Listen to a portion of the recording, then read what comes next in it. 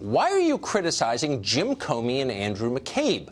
If a friend asked you that question, it wouldn't be hard to answer.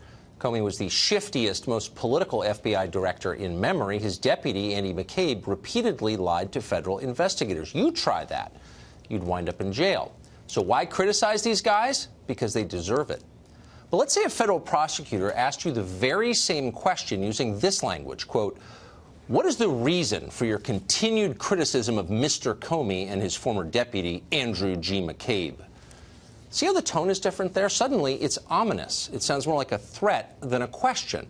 What's the point of asking that, you might wonder? Since when is criticizing FBI officials a crime in this country? Well, apparently since Robert Mueller became special counsel. According to the New York Times, that's one of more than 40 questions Mueller plans to ask the president under penalty of perjury. Here's another one. Quote, "What was your opinion of Mr. Comey during the transition?" Huh? Your opinion? Whose business is that? Aren't Americans allowed to have any opinion they want without being grilled by law enforcement about it?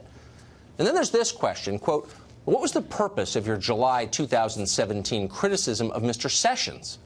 Again, criticism of a government official framed as a crime, as if dissenting views aren't allowed or must be justified to a prosecutor. What country is this anyway? In fact, the president is allowed to have any opinion he wants of anyone who works for him. That is true of all presidents. They get to hire and fire their own appointees for their own reasons. If you don't like it, don't vote for them. This is a democracy. Trump got elected. Mueller didn't. Presidents also get to formulate their own policies. Voters can decide whether they agree with those policies. Again, that's why we have elections. Yet here are two more Mueller questions. Listen to these. Quote, "What discussions did you have during the campaign regarding Russian sanctions?"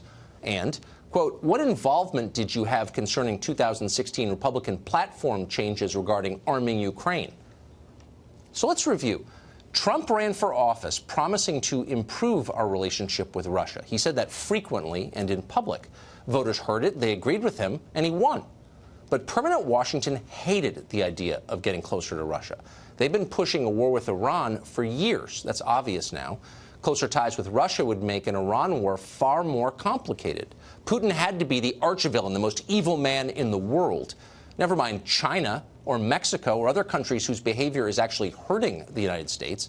Russia needed to be our enemy, a country with an economy the size of Texas that can't make a working escalator. They needed to be evil, no matter what voters said they wanted. And so that happened.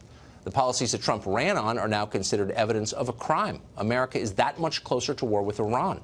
Mission accomplished.